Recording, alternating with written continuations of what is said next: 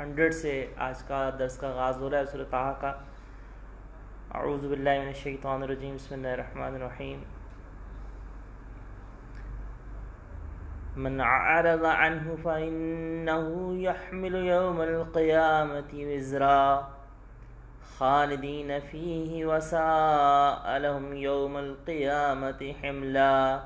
يوم ينفخ في الصور ونحشر المجرمين يومئذ زرقا يتخافتون بينهم إن لبثتم إلا عشرا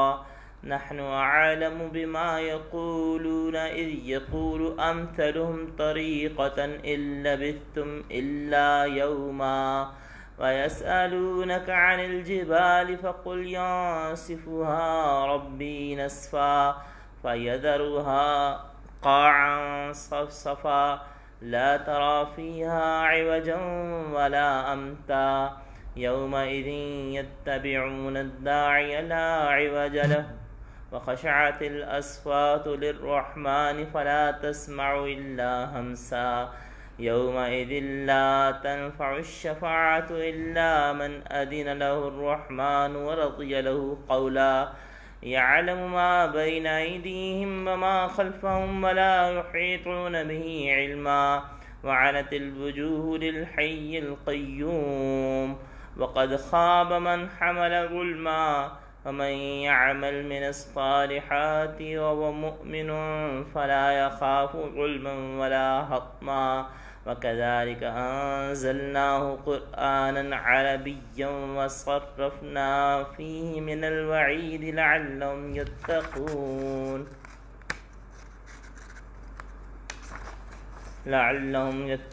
أو يحدث لهم ذكرا فتعالى الله الملك الحق ولا تعجل بالقرآن من قبل أن يقضى إليك وحيه وقل رب زدني علما صدق اللہ العظیم۔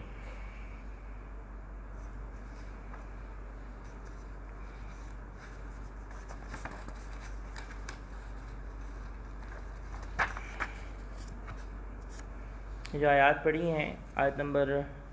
100 سے لے کر 114 تک، ان کے اندر اردو میں استعمال ہونے والے الفاظ دیکھیے گا۔ سب سے پہلے اعرض، اعراض کرنے سے، فإنه يحمل،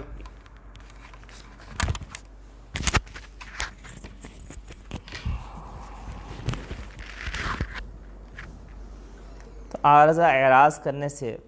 اسی طرح سے دیکھیے گا فإنه يحمل يوم القيامة وزرا، یحمل بوجھ اٹھانے سے، حاملہ خاتون کو بھی اس لیے کہتے ہیں کہ اس نے ایک بوجھ اٹھایا ہوتا ہے بچے کا۔ وسالم یوم القیامت حملا، یوم ینفخ فی الصور ونحشر المجرمین، مجرم کا لفظ دیکھیے گا، مجرم کا لفظ اردو میں استعمال ہوتا ہے، یوم کا لفظ دن کے لیے استعمال ہوتا ہے، یتخافتون خوف محسوس کرنا، خوف کرنا، ڈرنا، نحن اعلم، اعلم علم سے ہے، بما یقولون، یقولون قول سے ہے، کہنے سے،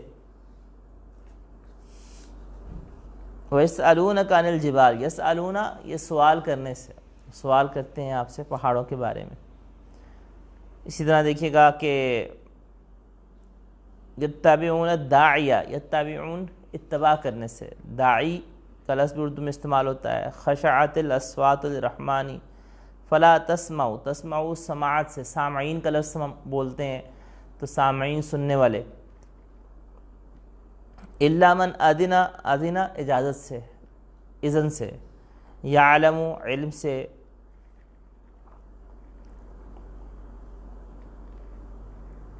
وکذالک انزلناہ قرآنا عربیا، انزلنا نازل کرنے سے، ولا تعجل بالقرآن، تعجل عجلت جلدی کرنا۔ ترجمہ دیکھیے گا کہ من اعرض عنہ فإنہ یحمل یوم القیامت وزرا، کہ جس نے اعراض کرے گا اس کتاب سے تو فإنہ یحمل، تو بے شک وہ اٹھائے گا، بوجھ اٹھائے گا قیامت کے دن گناہوں کا، خالدین فیہا، وہ اس میں ہمیشہ رہیں گے، یعنی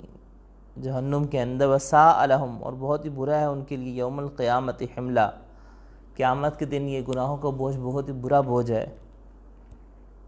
یوم ینفخ فی الصور، جس دن صور میں پھونک مار دی جائے گی، ونحشر المجرمین یومئذ زرقا، اور ہم مجرمین کو جمع کریں گے اس حال میں کہ ان کی آنکھیں نیلی ہوئی ہوں گی۔ یتخافتون بینہم، وہ آپس میں سرگوشی کریں گے کہ ان لبثتم الا عشرا، یتخافتون، آپس میں دوسرے سرگوشی سے بات کرنا، تو آپس میں سرگوشی کریں گے کہ تم نہیں ٹھہرے مگر 10 دن۔ نحن اعلم بما یقولون، عالم ہم زیادہ جانتے ہیں، خوب جانتے ہیں، ما یقولون جو وہ کہتے ہیں۔ اذ یقول امثلهم طریقۃ، امثل زیادہ جو ان کا بہتر سردار آپ کہہ لیجئے، کہ جو ان میں سے بہتر جاننے والا رائے والا سردار کہے گا کہ ان لبثتم الا یوما، تم نہیں ٹھہرے مگر ایک دن۔ ویسألونک عن الجبال، اور وہ آپ سے سوال کرتے ہیں ان پہاڑوں کے بارے میں۔ فقل ینسفها ربی نسفا، آپ فرما دیجئے کہ میرا رب ان کو ریزہ ریزہ کر دے گا۔ فیذرها قاعا صفصفا، پھر ان کو چٹیل میدان کر چھوڑے گا۔ لا تری فیہا عوجا ولا امتا، کہ نہ تم اس میدان میں کوئی ٹیڑھ دیکھو گے اور نہ ہی کوئی ٹیلا۔ یومئذ یتبعون الداعی، اس دن وہ پکارنے والے کے پیچھے چلتے ہوں گے جس کے سامنے کوئی ٹیڑھ نہیں ہوگا۔ وخشعت الاصوات للرحمن، اور آوازیں اللہ جل شانہ کے سامنے پست ہوں گی۔ فلا تسمع الا ہمسا، پھر نہیں سن سکیں گے سوائے ہلکی آواز کے، یعنی ہمسا کہتے ہیں سرگوشی کو، کہ اللہ جل شانہ کے خوف سے قیامت کے دن وہ صرف باہم سرگوشی کر رہے ہوں گے۔ یومئذ لا تنفع الشفاعۃ، قیامت کے دن کسی کو نفع نہیں دے گی کوئی سفارش، الا من اذن له الرحمن، مگر یہ کہ جس کو اللہ جل شانہ اجازت دیں، ورضی له قولا، اور اللہ جل شانہ اس کے لیے بولنا پسند کریں۔ یعلم ما بین ایدیہم وما خلفہم، اور اللہ جل شانہ ان چیزوں کو بھی جانتے ہیں جو ان کے آگے ہیں اور ان کو بھی جو ان کے پیچھے ہیں۔ ولا یحیطون به علما، اور وہ اس کے علم کا احاطہ نہیں کر سکتے۔ وعنت الوجوہ، تمام چہرے جو ہیں وہ عاجز ہوں گے، عنت کہتے ہیں عاجز ہو جانے کو، وعنت الوجوہ، چہرے عاجز ہوں گے، کس کے لیے؟ للحی القیوم، اس ہستی کے لیے جو کہ زندہ ہے اور قائم ہے۔ فقد خاب من حمل ظلما، اور یقیناً ناکام ہوا وہ جو ظلم اٹھا کر لے کر آیا۔ ومن یعمل من الصالحات، اور جو نیک لوگ جو اعمال کرے گا، نیک کام کرے گا، اس حال میں کہ وہ مؤمن، کہ وہ ایمان والا ہو، فلا یخاف ظلما ولا ہضما، تو نہ تو اسے ظلم کا اندیشہ ہوگا نہ ہی حق تلفی کا۔ اور اس طرح سے ہم نے اسے عربی والا قرآن بنا کے اتارا ہے۔ وصرفنا فیہ من الوعید، اور اس میں ہم نے وعید بیان کی ہے، لعلہم یتقون، تاکہ تم تقوی اختیار کرو، اور یحدث لہم ذکرا، یا قرآن ان میں سوچ پیدا کر دے۔ فتعالی اللہ الملک الحق، تو اللہ تعالیٰ بلند ہے، بادشاہ ہے اور حق ہے، برتر ہے۔ ولا تعجل بالقرآن من قبل، آپ قرآن میں جلدی نہ کیجئے قبل اس کے کہ وہی آپ کی طرف ختم کی جائے۔ وقل رب زدنی علما، اور آپ کہیں کہ رب زدنی علما، اے میرے رب زدنی علما، میرے علم کو بڑھا دیجئے، میرے علم میں اضافہ کر دیجئے۔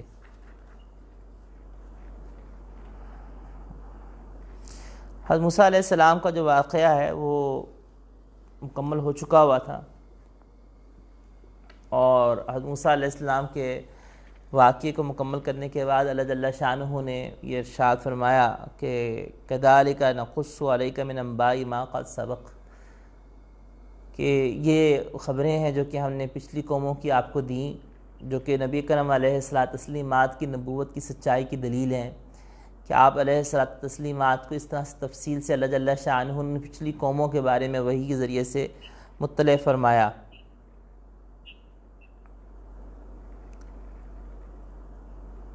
اللہ جل شانہ نے اس کے بعد ارشاد فرمایا کہ قد آتیناک من لدنا ذکرا،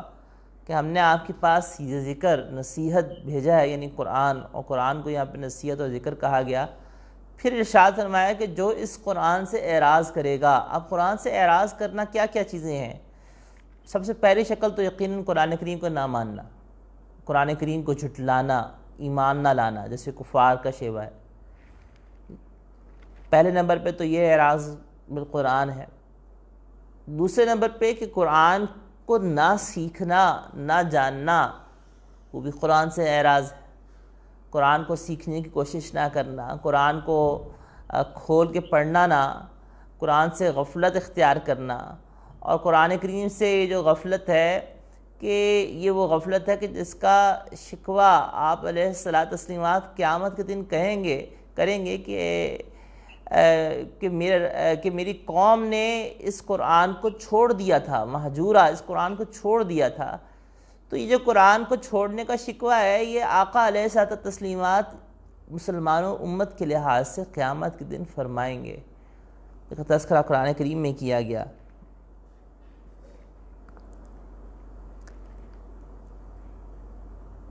فَإِنَّهُ يَحْمِلُ يَوْمَ الْقِيَامَةِ وِزْرًا، تو اللہ جل شانہ نے ارشاد فرمایا کہ قرآن کریم سے اعراض جو ہے وہ اس کا بوجھ بن جائے گا۔ یہاں پہ ذہن میں سوال پیدا ہوتا ہے کہ قرآن کریم، ہم لوگ یہ سمجھتے ہیں کہ قرآن کریم کو سیکھنا ایک نفلی بات ہے۔ اس میں تھوڑی سی تفصیل عرض کر دوں کہ دیکھیں، ایک ہے قرآن کریم کا تفصیلی علم، وہ تو سیکھنا ایک فرض کفایہ کے درجے میں ہے، مگر قرآن کریم کا ان احکامات کا سیکھنا جن کا تعلق ہر انسان سے ہے، جیسے قرآن کریم کی تجوید کا سیکھنا، قرآن کریم کے اندر ان امور کا سیکھنا کہ جن کا تعلق ہر انسان کے ساتھ ہے، مردوں کے ساتھ بھی، عورتوں کے ساتھ بھی، بچوں کے ساتھ بھی، جن عقائد کو اس میں بیان کیا گیا، جن امور کو جن کا تعلق فرض عین کے قبیل سے ہے، تو ان کا سیکھنا تو ہر شخص کے اوپر ہی لازم ہے۔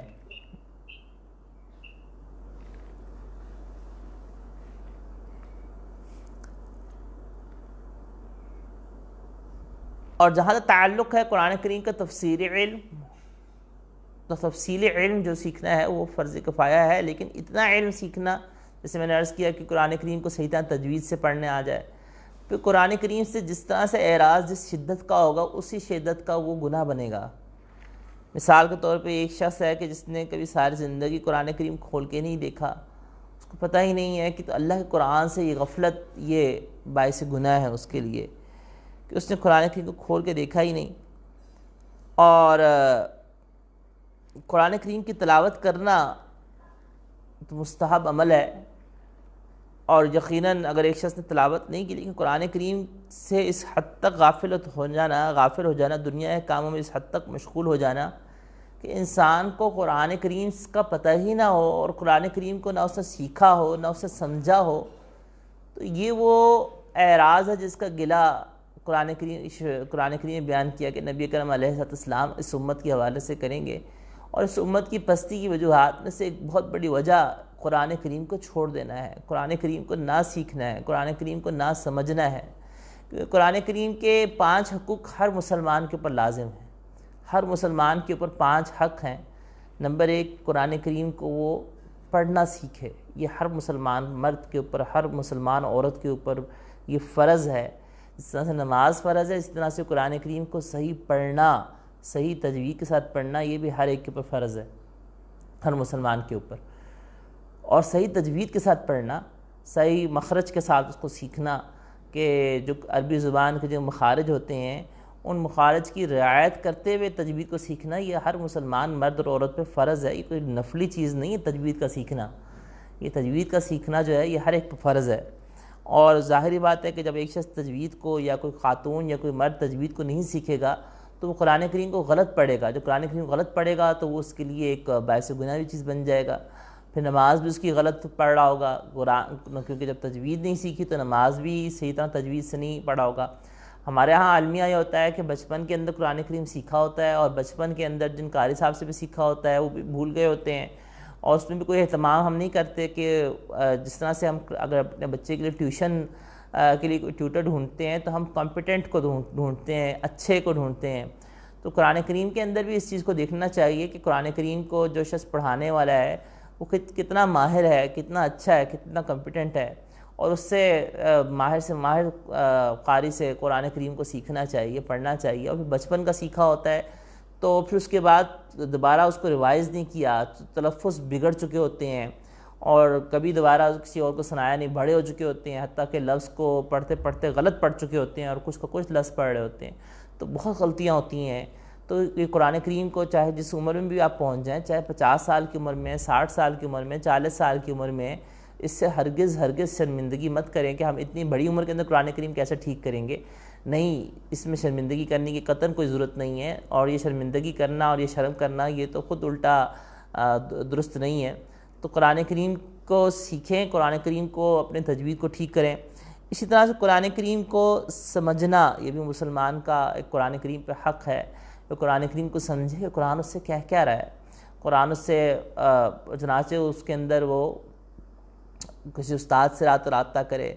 یا قرآن کریم کی وہ آیات مبارکہ جن میں قصص بیان ہے، جن کے اندر کوئی فقہی حکم نہیں ہے، تو ان کو تو ہر شخص جو ہے وہ کسی مستند تفسیر سے مطالعہ کر سکتا ہے جس میں کوئی فقہی حکم نہیں ہے، کوئی ایسا امر نہیں ہے کہ جس کے اندر کسی خاص عقیدے کا بیان ہو۔ البتہ یہ ہے کہ مستند استاد سے سبقاً پڑھے، جس طرح سے، کیونکہ قرآن کریم کے اندر اپنی رائے سے کوئی بات کہنا وہ جائز نہیں ہے۔ من قال فی القرآن برأیہ فلتبوأ، تو لوگ کیا کرتے ہیں، کچھ تفاسیر کو پڑھتے ہیں اور پھر اپنی رائے سے قرآن کریم میں کلام کرنا شروع کر دیتے ہیں، بغیر استاد قرآن کریم کو سمجھنے کی کوشش کرتے ہیں، تو خود بھی گمراہ ہوتے ہیں اور دوسروں کو بھی گمراہ کرتے ہیں۔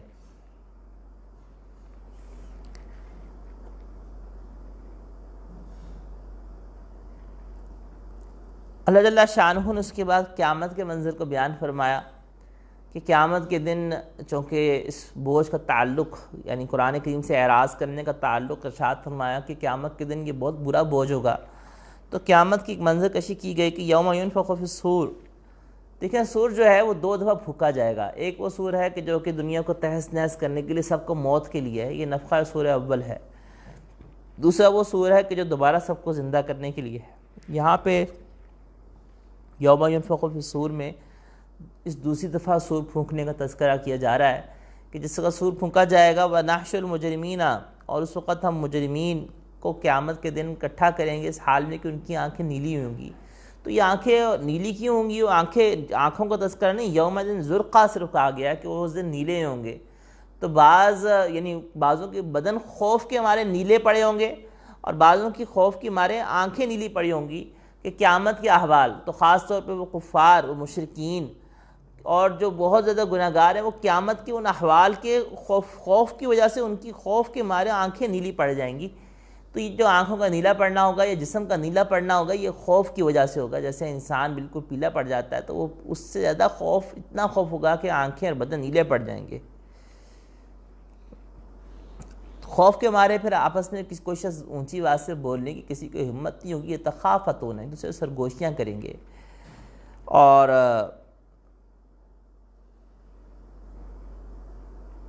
خفتا اس کا مادہ ہے، تخافتون، ایک دوسرے سے خفت یعنی آہستگی کے ساتھ باتیں کریں گے، سرگوشی کے ساتھ باتیں کریں گے۔ الا بستم الا عشرا، اور وہ سرگوشی میں کرتے ہوئے کہیں گے کہ نہیں تم ٹھہرے مگر 10 دن، یعنی ہم تو دنیا کے اندر بہت تھوڑی مدت میں ٹھہرے، ان کو یہ لگے گا۔ اور اللہ جل شانہ شاہ فرماتے ہیں کہ ہم زیادہ بہتر جانتے ہیں کہ جو وہ کچھ کہہ رہے ہیں، جبکہ ان میں سے جو سب سے بہتر رائے والا ہوگا وہ کہے گا کہ نہیں تم تو صرف 1 دن ٹھہرے ہو۔ یعنی اللہ جل شانہ ان کی اس قبر کے زندگی کو جو کہ انہوں نے قبر میں گزاری ہوگی اس کو بہت طویل، اس کو تو گزرے گا، مگر اس کے بالمقابل جس وقت وہ دنیا کی زندگی کو دیکھیں گے، جو دنیا کی 100 سال کی زندگی کو، دنیا کی اس 70 سالہ 80 سالہ 90 سالہ 100 سالہ زندگی کو جس کو دیکھتے ہیں ہماری امت کے لحاظ سے، تو وہ کہیں گے کہ ہم تو صرف 1 دن ٹھہرے۔ اس کی وجہ یہ ہے کہ قرآن کریم میں جو بیان کیا گیا قیامت کا جو 1 دن ہے وہ 50,000 سال کے برابر ہے۔ تو 50,000 سال کے برابر اگر 1 دن ہے تو آپ خود اندازہ کیجئے کہ 50,000 سال کی مدت کے اندر 100 سال کیا ریشو بنتی ہے، وہ تو بہت قلیل ایک ریشو بنتی ہے، اور وہ تو اس کے لحاظ سے وہ دیکھ کر یہی کہیں گے کہ ہم تو بہت دنیا کے اندر صرف 1 دن ٹھہرے۔ وَيَسْأَلُونَكَ عَنِ الْجِبَالِ، اور جو بڑے بڑے پہاڑ ہیں اللہ جل شانہ بیان فرماتے ہیں کہ یہ بڑے بڑے پہاڑ جو ہیں یہ ریزہ ریزہ ہو جائیں گے، زمین کو بالکل صاف کر دیا جائے گا، اور چٹیل میدان بنا دیا جائے گا اس زمین کو، کیونکہ حساب کتاب اللہ جل شانہ اس زمین کے اوپر لیں گے۔ تو اس زمین کے اوپر جب حساب لیں گے تو زمین کو بالکل چٹیل کر دیا جائے گا، اور بالکل اس زمین کے اوپر جو پہاڑ ہیں اور جو اونچ نیچ ہے سب کچھ بالکل سیدھا کر دی جائے گی، اور صرف یہ ایک میدان ہوگا جس میں آدم علیہ السلام سے لے کر قیامت تک آنے والے آخری انسان تک سب لوگ کھڑے ہوئے ہوں گے، اور کسی کو کسی کی پرواہ نہیں ہوگی، کسی کا کسی ہوش نہیں ہوگا، اتنی گھبراہٹ ہوگی، اتنا خوف ہوگا کہ کسی کو کچھ پتہ نہیں ہوگا، اور سب کو اپنی اپنی بڑی ہوگی۔ لا تری فیہا عوجا ولا امتا، اور زمین کو اس طرح سیدھا کر دیا جائے گا کہ تم اس میں کوئی ٹیڑھ نہ دیکھو۔ یومئذ یتبعون الداعی لا عوج لہ، پکارنے والے فرشتے کے پیچھے لوگ چلیں گے اور آوازیں پست ہو جائیں گی، فلا تسمع الا ہمسا، تو خوف کے مارے آپس میں سرگوشیوں میں بات کریں گے، ہلکی آواز نہیں سنو گے مگر صرف اور صرف ہلکی آواز کی۔ اتنے زیادہ لوگ ہوں گے تو ممکن ہے کہ شاید اتنے سارے لوگ ہو کر آپس میں گپ شپ میں مصروف ہو، نہیں، خوف کے مارے پن ڈراپ سائلنس ہوگا، اور خوف کے مارے جب پن ڈراپ سائلنس ہوگا تو صرف اور صرف نہیں سنو گے مگر ایک ہلکی سرگوشی۔ اور یومئذ لا تنفع الشفاعۃ الا من اذن للرحمن، پھر کسی کی سفارش نفع نہیں دے گی جس دن،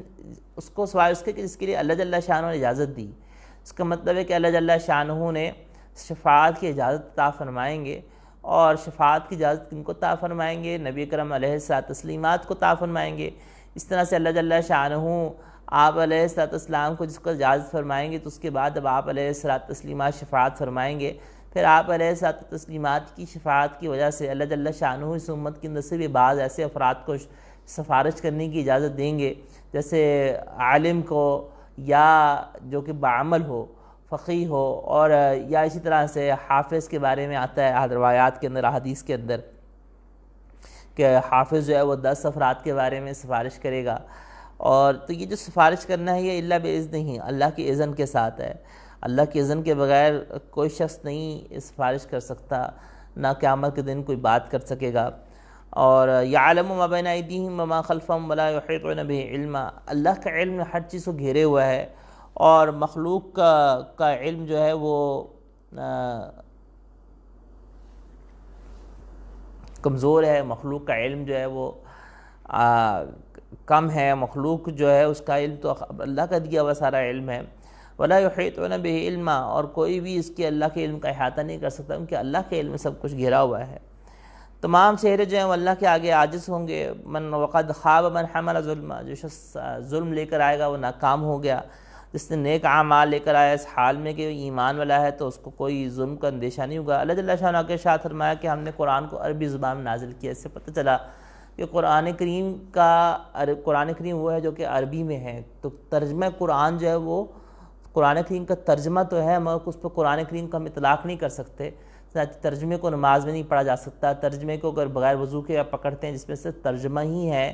تو وہ جائز ہے، البتہ بہتر نہیں ہے لیکن جائز ہے کہ اگر بغیر صرف ترجمہ قرآن کو پڑھا جاتا ہے یا کوئی پکڑا جاتا ہے، یا اس تفسیر کو جس میں ترجمہ زیادہ ہے اور تفسیر زیادہ ہے، قرآن کریم کم ہے، تو اس کتاب کو تو پکڑا جا سکتا ہے، البتہ جہاں پہ آیت لکھی ہے اس کو بغیر وضو کے نہیں ہاتھ لگایا جا سکتا اس لفظ والی جگہ پہ۔ یہ اس تفسیر کا حکم ہے جس پہ تفسیر زیادہ ہے اور قرآن کریم کی آیات کم ہیں۔ قرآن کریم کی آیات زیادہ ہیں یا برابر ہیں تو پھر اس کو بغیر وضو کے نہیں پکڑ سکتے۔ وصرفنا فیہ من الوعید، اللہ جل شانہ ارشاد فرماتے ہیں کہ قرآن کریم میں ہم نے وعید بھی بیان فرمائی، قرآن کریم نعمت بھی ارشاد فرمایا پیچھے کہ ہم نے اس کو نصیحت بنایا، اور اس میں ہم نے وعید بھی فرمائی، ہم نے اس میں بشارات اللہ جل شانہ نے بھی دی اور اس میں وعید بھی ذکر کی گئی، تاکہ لوگ جو ہیں وہ تقوی اختیار کریں، ڈریں، اور قرآن ان میں سوچ پیدا کرے، یحدث لہم ذکرا، ان میں اپنی اصلاح کے لیے نصیحت پیدا کرے۔ فتعالی اللہ الملک الحق، اللہ جل شانہ نے اس کے بعد ارشاد فرمایا کہ ولا تعجل بالقرآن، قرآن میں اب جلدی مت کریں۔ اس کا شان نزول یہ تھا کہ نبی کرم علیہ الصلوۃ والتسلیمات پر جس وقت وحی جبرائیل امین لے کر آتے تو آپ علیہ الصلوۃ والتسلیمات جیسے جیسے جبرائیل امین پڑھتے تو آپ فوراً اسی وقت اس آیت مبارکہ کو تلاوت فرما کے اس کو یاد کرنے کے لیے صحیح فرماتے۔ اللہ جل شانہ نے منع فرما دے لا تحرک،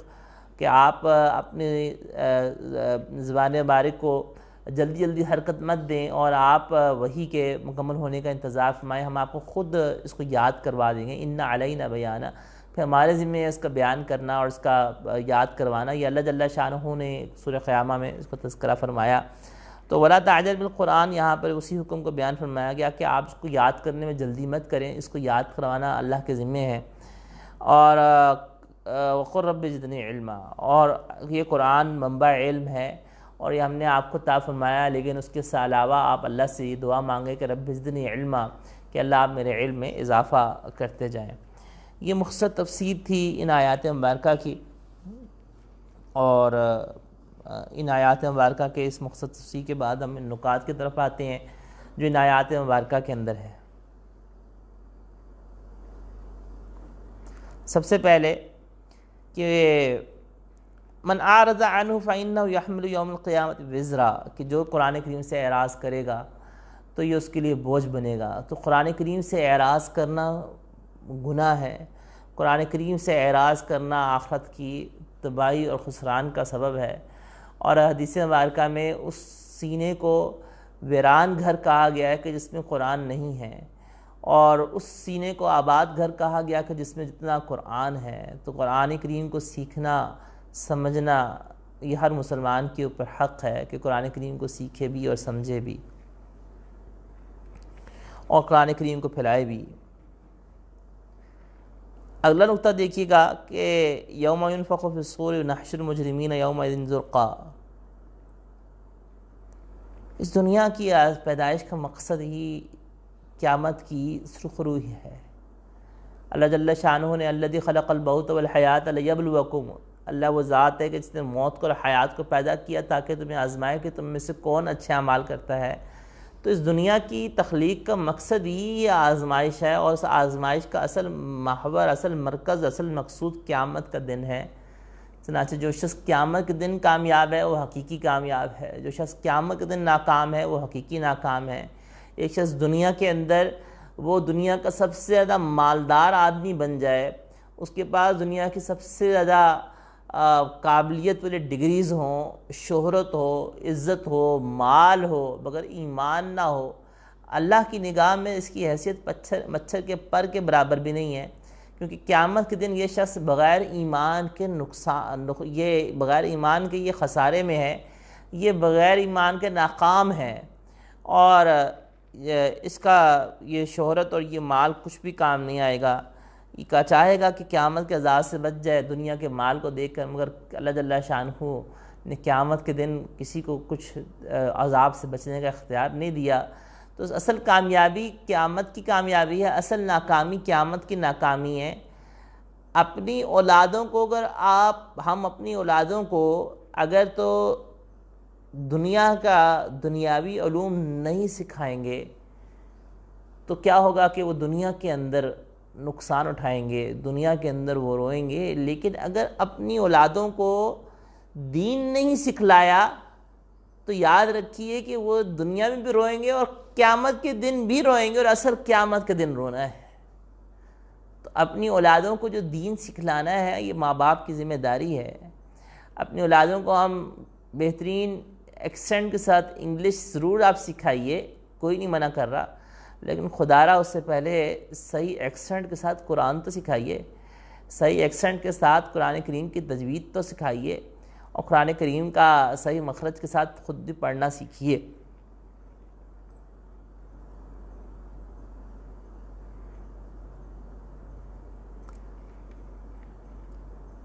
یومئذ زرقا، قیامت کے دن اللہ جل شانہ خوف کے مارے جو مجرمین کو اٹھائیں گے تو ان کی حالت نیلی ہوئی ہوگی، آنکھیں نیلی ہوں گی. تو یہ جو مجرمین کا قیامت کے دن آنکھوں کا نیلا ہونا ہے یہ خوف سے ہے. تو قیامت کے دن سب سے زیادہ خوف کا دن ہے. اور لا خوف علیہم ولا هم يحزنون، اللہ تعالیٰ نے اپنے اولیاء کے لیے ارشاد فرمایا کہ جو اللہ کے نیک بندے ہوں گے ان کو قیامت کے دن نہ خوف ہوگا نہ گھبراہٹ ہوگی. تو قیامت کے خوف سے بچنے کا طریقہ جو ہے وہ ایمان اور اعمال صالح اور تقوی ہے.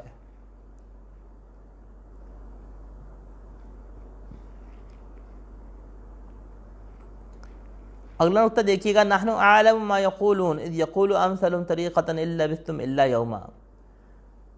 دنیا کے اندر محنت کیجئے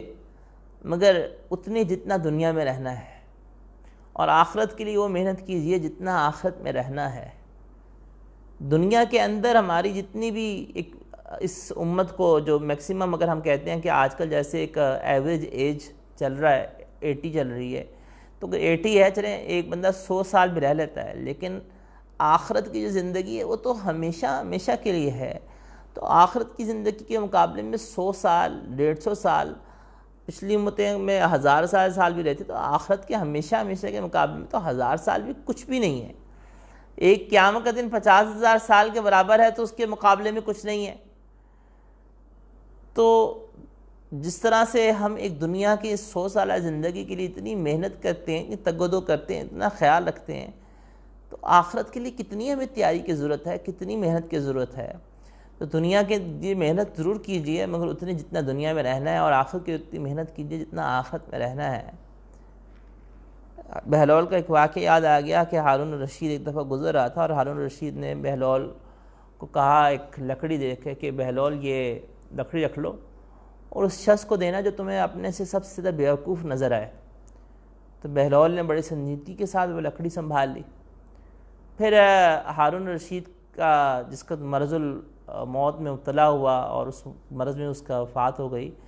تو بہلول جو ہے اس کی عیادت کے لیے آیا۔ ہارون الرشید بیمار تھا اور اس کو پتہ لگ رہا تھا کہ میرا بچنا مشکل ہے۔ بہلول آئے اور کہنے لگے، بادشاہ سلامت، کیا فرماتے ہیں آپ اس شخص کے بارے میں کہ جس نے بہت طویل سفر پہ جانا ہو،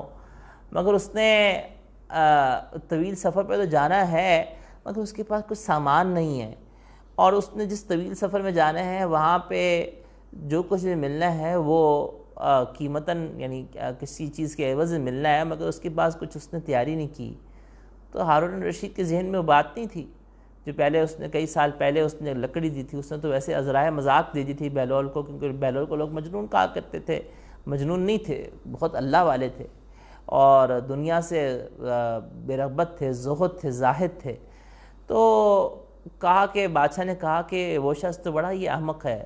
کہ جس نے طویل سفر پہ جانا ہے اور اس کے پاس کچھ مال بھی نہیں ہے، وہ کیسے وہاں پہ سفر کے اندر گزارا کرے گا۔ کہا کہ اچھا بادشاہ سلامت، مجھے اس شخص کے بارے میں بتائیں کہ جو جس نے کہیں اور منزل مقصود پہنچنا تھا اور اس کے ذمے کوئی کام لگایا گیا کہ تم نے اس فلاں منزل مقصود میں پہنچنا ہے، مگر اس نے اس کام کو چھوڑ کے کسی اور راستے پہ چل پڑا اور وہاں پہ وہ اپنے ہی کسی کام میں ایسا مشغول ہوا کہ وہاں جانا ہی بھول گیا، تو اس شخص کے بارے میں آپ کیا کہیں گے؟ بادشاہ نے کہا کہ وہ شخص بڑا بیوقوف ہے اور بڑا ہی سست ہے کہ اس کو جس کام سے بھیجا گیا تھا اس کو اس کام کی طرف جانا چاہیے تھا، وہ دوسرے کام میں مشغول ہو کر اپنے کام میں بھول گیا۔ تو بہلول نے کہا کہ بادشاہ سلامت، میں نے یہ جو آپ نے مجھے سٹک دی تھی، لکڑی دی تھی، یہ آپ کو دینے کے لیے آیا ہوں کہ آپ نے مجھے کہا تھا کہ اپنے سے زیادہ جو تمہیں بیوقوف شخص ملے اس کو ہی دے دینا، تو یہ مجھے اپنے سے بیوقوف شخص آپ ہی ملے۔ تو بادشاہ ہارون الرشید نیک بادشاہ تھا، وہ رو پڑا۔ اس نے کہا کہ ہاں بہلول، تم صحیح کہتے ہو کہ میں وہ مسافر ہوں کہ جو آخر کا سفر روانہ ہونے والا ہوں، لیکن میں نے اپنے اس آخر کے سفر کی تیاری کے لیے ان اعمال کو نہیں اس طرح اختیار کیا جس طرح اختیار کرنا چاہیے تھا۔ حالانکہ ہارون الرشید بہت نیک بادشاہ تھا، آج کل کے بادشاہوں کے مقابلے میں اس کو تو بہت یعنی امت کے ان 12 بادشاہوں کے اندر سے شمار کیا گیا جو کہ بہت نیک گزرے ہیں۔ تو ہارون الرشید رو پڑا اور کہنے لگا کہ واقعی مجھ سے احمق کوئی شخص نہیں کہ جس نے جو ہے وہ آخر کا سفر پہ جانا تھا اور اس نے آخر تیاری نہیں کی۔ تو آخر کا سفر پہ ہم میں سے ہر ایک نے روانہ ہونا ہے، ہر ایک نے جانا ہے، لیکن بات یہ ہے کہ ہر شخص کو پتہ ہے کہ مرنا ہے، مگر کوئی مرنے کی صحیح تیاری میں لگا ہوتا ہے، اور زیادہ سے زیادہ جس حد تک ہم آخرت سے غفلت کریں گے اتنا ہی ہمارا نقصان ہے۔ قیامت کے دن جنتیوں کو جس وقت جنت میں چلے جائیں گے تو اہل جنت کو سب سے زیادہ افسوس اس گھڑی کا ہوگا دنیا میں اللہ کی یاد کے بغیر گزری ہوگی، اور افسوس کریں گے کاش کہ ہم اس کو کچھ ذکر کر لیتے، کچھ اللہ کو یاد کر لیتے۔ یاد رکھیے گا کہ وقت گزر جاتا ہے اور وقت کا گزرتے پتہ نہیں چلتا۔ وقت پگھلتی برف ہے، یہ پگھلتی چلی جاتی ہے، وقت گزر جاتا ہے، لیکن اگر انسان نیکی کے اندر وہ وقت گزار لیتا ہے تو وقت تب بھی گزر جاتا ہے مگر وہ نیکی نامہ اعمال میں لکھی جاتی ہے۔ گناہ کے اندر گزار دیا گیا وقت تو وقت گزر تب بھی جاتا ہے، انسان گناہ کو بھول جاتا ہے، مگر وہ جو اس لذت کو بھول جاتا ہے جس لذت کی خاطر گناہ کیا تھا، مگر وہ گناہ نامہ اعمال میں لکھا باقی رہ جاتا ہے۔ اگلا نقطہ دیکھیے گا کہ یومئذ لا تنفع الشفاعۃ الا من اذن له الرحمن، قیامت کے دن شفاعت صرف اور صرف اللہ کی اجازت کے ساتھ ہوگی۔ تو چونکہ اللہ کی اجازت کے ساتھ ہوگی تو نبی کرم علیہ السلام کی شفاعت اللہ سے مانگنی چاہیے کہ اللہ آپ ہمیں نبی کرم علیہ التسلیمات کی شفاعت سے محروم نہ فرمانا، اور جس شخص کو روزہ اقدس میں حاضری کی توفیق ہو اس کو درخواست بھی نبی کرم علیہ السلام سے کرنی چاہیے کہ یا رسول اللہ قیامت کے دن آپ میری شفاعت فرمائیے گا اور مجھے بھول نہ جائیے گا، تو محروم نہ فرمائیے گا۔ تو قیامت کے دن شفاعت کی درخواست روزہ اقدس پہ جو شخص جائے اس کو کرنی چاہیے۔ یعلم ما بین ایدیہم ما خلفہم، نبی کرم علیہ السلام سے دعا کا مانگنا تو جائز نہیں ہے۔ روزہ اقدس پہ بھی دعا کا مانگنا، آپ علیہ السلام سے دعا کا مانگنا تو جائز نہیں، دعا تو صرف اور صرف اللہ سے مانگی جائے گی۔ البتہ ہم جو سفارش کی دعا کر رہے ہیں کہ یہ ہم آپ علیہ السلام سے دعا نہیں مانگ رہے، ہم آپ علیہ السلام سے دعا کی درخواست کر رہے ہیں کہ اللہ کہ آپ ہمارے لیے دعا فرما دیں کہ قیامت کے دن اللہ تعالیٰ میں ان شفاعت میں اور ان شفاعت جن کی آپ شفاعت فرمائیں گے ان لوگوں میں آپ ہمیں بھی اللہ جل شانہ شامل فرما دے۔ تو نبی کرم علیہ السلام سے دعا تو نہیں مانگی جا سکتی، دعا کی درخواست کی جا رہی ہے کہ جیسے ہم کسی بزرگ کے پاس جا کے دعا کی درخواست کرتے ہیں، تو بالکل اسی طرح سے جا کے روزہ اقدس کے اوپر دعا کی درخواست تو کی جا سکتی ہے، البتہ ان امور کے مگر مانگا نہیں جا سکتا آپ علیہ التسلیمات سے، کیونکہ جو مانگنا ہے وہ صرف اور صرف اللہ ہی کا ساتھ خاص ہے، صرف اور صرف پکارنا اللہ ہی کے ساتھ خاص ہے، اللہ کے علاوہ کسی کو نہیں پکارا جا سکتا، نہ اللہ کے علاوہ کسی اور سے مدد طلب کی جا سکتی ہے۔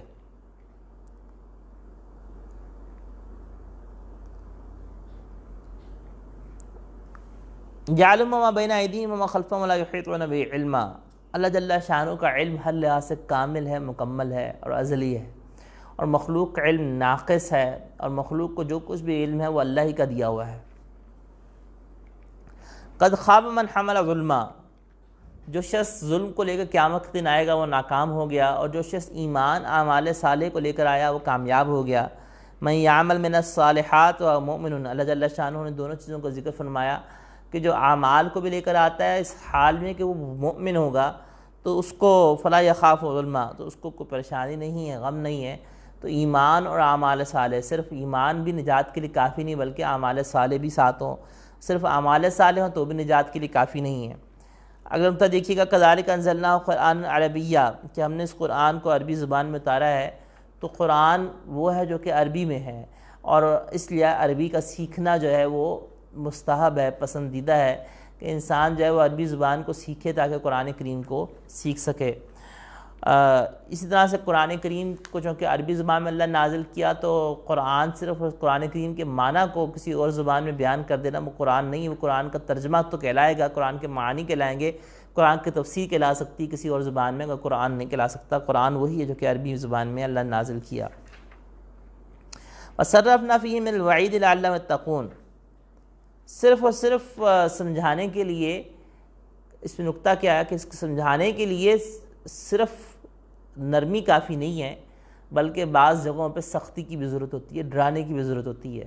اللہ جل شانہ نے قرآن کریم کے اندر فضائل بھی بیان فرمائے، اللہ جل شانہ نے اس سے پہلے آیت کے اندر بشارت بھی دی کہ جو ایمان اور اعمال صالح لے کر آئے گا تو وہ قیامت کی ہولناکیوں سے بچ جائے گا، یہ اللہ جل شانہ نے بشارت دی، فضیلت دی۔ اس کے بعد اللہ جل شانہ نے ڈرا بھی رہے ہیں، اللہ جل شانہ نے ساتھ میں ڈرایا بھی ہے۔ تو قرآن کریم کے اندر فضائل بھی ہیں، قرآن کریم کے اندر بشارت بھی ہے، قرآن کریم کے اندر انذار تنذیر بھی، ڈرانا بھی ہے، اور دونوں چیزیں ہی ضروری ہوتی ہیں انسان کو راہ راست پہ لانے کے لیے۔ انسان کو کسی فائدے کا حصول وہ بھی نیک کام میں ڈالتا ہے، اور کسی سزا کا خوف وہ بھی نیک کام میں ڈالتا ہے۔ البتہ عوام الناس کا جو خوف ہوتا ہے وہ سزا کا خوف ہوتا ہے، عوام الناس گناہ سے بچتے ہیں کہ سزا نہ ملے، اور جو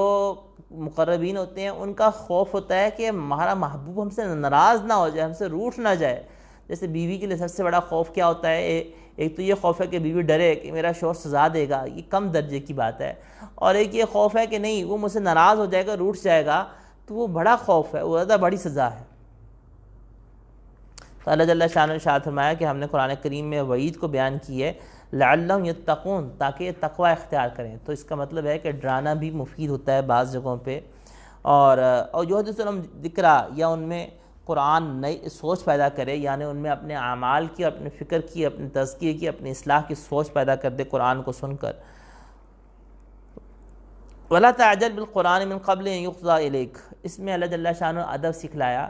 کہ جس وقت کوئی استاد، کوئی معلم قرآن سکھلا رہا ہے تو پہلے اس یا دین کی بات کر رہا ہے تو پہلے اس کو دین کی بات مکمل کر لینے دی جائے، اور اس کے بعد پھر کلام کیا جائے یا سوال کیا جائے۔ وَقُلْ رَبِّ زِدْنِی عِلْمًا، یہ وہ ادب ہے کہ جو کہ اللہ نے اپنے حبیب علیہ السلام کو کائنات میں سب سے زیادہ علم عطا فرمایا ہے، سب سے زیادہ علم اللہ نے اپنے حبیب علیہ السلام کو اس کائنات میں عطا فرمایا، مگر اس کے باوجود آپ علیہ السلام کو یہ ارشاد فرمایا کہ رب زدنی علما، کہ آپ اپنے اللہ جل شانہ سے دعا مانگتے رہیں علم میں اضافے کی۔ تو سوچنے کی بات یہ ہے کہ ہمیں کتنا زیادہ اہتمام کی ضرورت ہے اس رب زدنی علما کی، اور اس رب زدنی علما میں اور بھی نکات ہیں۔ اس میں اگلا نقطہ کیا ہے کہ اللہ نے علم وہ ہے جو کہ اللہ نے اپنے حبیب علیہ السلام کو عطا کیا، اور علم وہ ہے جس کو قرآن کریم میں علم کہا گیا، جس کو قرآن حدیث میں علم کہا گیا، جس کے فضائل بیان کیے گئے، وہ علم ہے جو کہ اللہ نے اپنے حبیب علیہ السلام میں نازل کیا، جس کی دعا مانگنے کا حکم دیا گیا، اور جس کو آپ علیہ السلام نے صحابہ کرام رضوان اللہ علیہم اجمعین کو سکھایا۔ تو آپ علیہ السلام نے صحابہ کو کیا علوم سکھائے تھے؟ وہ علوم وحی تھے جن کے لیے انبیاء کرام علیہ السلام بھیجے جاتے ہیں۔ جو دنیاوی علوم ہوتے ہیں وہ تو انسان عقل سے کام لے کے غور و فکر کر کے سیکھ سکتا ہے۔ انبیاء کرام علیہ السلام کو مبعوث کیا جاتا ہے علوم وحی کے لیے کہ جن تک انسان کی رسائی نہیں ہوتی۔ البتہ بعض علوم ایسے ہیں کہ جو کہ وحی کے ذریعے سے اللہ جل شانہ نے انبیاء کرام علیہ السلام کو لوگوں کی منفعت کے لیے بھی سکھایا، جیسے کھیتی باڑی کا علم، سینے کا علم، اور ان چیزوں کا کہ لوگ تاکہ بنیادی ضروریات زندگی سے اپنی زندگی گزار سکیں۔ تو اس کا مقصد صرف ضرورت کے درجے میں تھا، اور وہ ایک ضرورت کے طور پر ایک چیز اس لحاظ سے، اور چنانچہ یہ چیزوں کا سیکھنا یہ تو ضرورت کے درجے کے اندر ایک چیز ہے کہ ظاہر بات ہے کہ زندگی گزارنے کے لیے انسان کو جن امور کی ضرورت پڑتی ہے، لیکن علوم وحی یہ وہ علوم ہوتے ہیں کہ جن کے لیے انبیاء کرام علیہ السلام کی بعثت کا بنیادی مقصد ہوتا ہے، وہ علوم وحی کا سیکھنا اور سکھانا ہوتا ہے۔ اور اللہ کے نبی کرام علیہ السلام نے انہی علوم وحی کو صحابہ کو سکھلایا، اور انہی علوم وحی کے لیے فرمایا کہ رب زدنی علما۔ اگرچہ رب زدنی علما جو ہے وہ عام ہے لیکن یہ کہ عام طور پر ارشاد فرمایا گیا، لیکن آپ علیہ السلام نے جو دعا مانگی تو کس علم کے لیے دعا مانگی، یہ سوچنے کی بات ہے۔ اور فنون کے سیکھنے کے اندر جو قرآن و حدیث کے جو علوم ہیں، جو کہ علوم وحی ہیں، یہ اصل علوم ہیں۔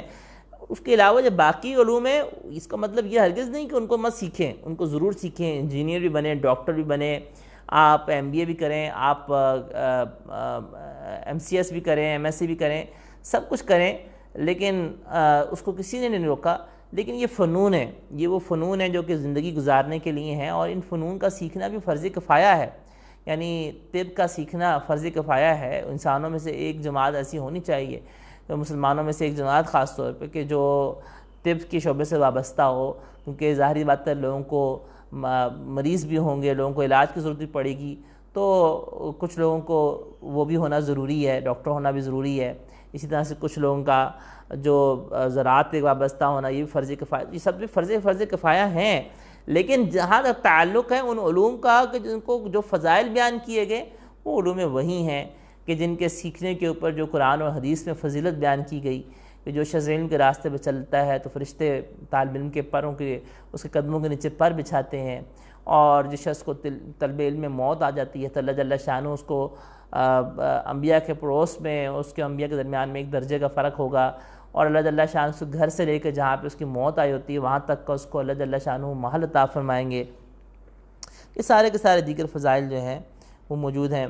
اگلا نقطہ دیکھیے قل رب زدنی علما، کہ قرآن منبع علم ہے۔ اللہ نے ارشاد فرمایا کہ اے حبیب ہم نے آپ کو یہ قرآن عطا فرمایا، لیکن اس کے علاوہ آپ فرمایا کہ قل رب زدنی علما۔ اس کا مطلب یہ ہے کہ اللہ نے اپنے حبیب علیہ السلام کو قرآن کے علاوہ بھی علوم سے نوازا، اور وہ علوم وہی حدیث تھے، وہ حدیث کا علم ہے، اور حدیث کا علم کا ثبوت قرآن کریم کی آیت سے بھی ہو رہا ہے۔ اور اللہ جل شانہ نے اپنے حبیب علیہ السلام کو جو کائنات میں سب سے زیادہ علم عطا فرمایا، ان کو بھی جب یہ حکم دیا کہ آپ اپنے علم میں اضافہ مانگے، تو اس میں نقطہ کیا تھا کہ انسان کو پاس جتنا بھی علم آ جائے وہ اللہ کے علم کے مقابلے میں بہت زیادہ قلیل ہے، اور کائنات میں سب سے زیادہ علم اللہ نے اپنے حبیب علیہ السلام کو عطا فرمایا، لیکن اللہ کے علم کے مقابلے میں اس کا کوئی تقابل نہیں کیا جا سکتا، کیونکہ اللہ کا علم تو اللہ کا علم ہی ہے، اور اللہ کا علم کا تو کوئی تقابل نہیں ہو سکتا مخلوق کے علم کے ساتھ، کیونکہ اللہ خالق ہے، مالک ہے۔ لیکن اس کے ساتھ ساتھ اس میں عاجزی آ رہی ہے کہ انسان جو ہے وہ اپنے آپ کو لا علم سمجھے، اپنے آپ کو عالم نہ سمجھے، اپنے آپ کو یہ مت سمجھے کہ مجھے آتا ہے، کیونکہ یاد رکھیے گا رب زدنی علما دعا وہ مانگے گا کہ اللہ مجھے علم اور دے، جو کہ اپنے آپ کو محتاج سمجھے گا۔ تو اس میں اگلا نقطہ کیا آ رہا ہے کہ انسان اپنے آپ کو محتاج سمجھے اور یہ سمجھے کہ مجھے کچھ نہیں آتا، کیونکہ جب انسان اگر یہ سمجھے گا کہ مجھے آتا ہے تو کبھی یہ نہیں کہے گا کہ رب زدنی علما کہ مجھے اور علم عطا فرما دیں، بلکہ وہ کہے گا مجھے تو آتا ہے، تو پھر تو دعا مانگنے کی ضرورت نہیں۔ دعا تو انسان تب مانگے گا جب وہ اپنے آپ کو محتاج سمجھتا ہے، احتیاج سمجھتا ہے۔ تو رب زدنی علما میں اگلا نقطہ یہ آیا